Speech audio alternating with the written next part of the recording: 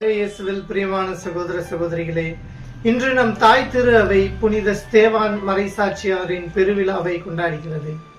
ஸ்தேவான் வாழ்வில் இருந்து நாம் 3 முக்கிய பாடங்களை கற்றுக்கொள்ளலாம். முதலாவதாக, ஸ்தேவான் என்ற பொருளுக்கு கிரேக்க மொழியில் மகுடம் என்று பொருளாகும். அவர் ஆண்டவருடைய வார்த்தைக்கு சான்று பகர்ந்தார்.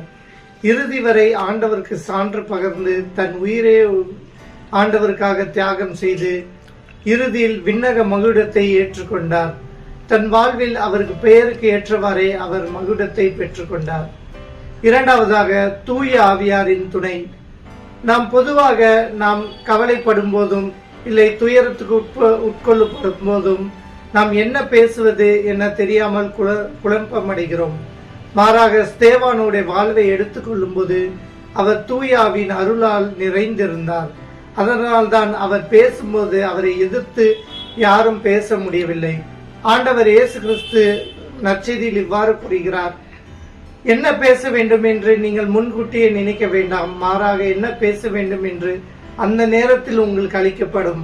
ஏனெனில் பேசுவது நீங்கள் அல்ல, மாறாக கடவுளின் ஆவியானவரே.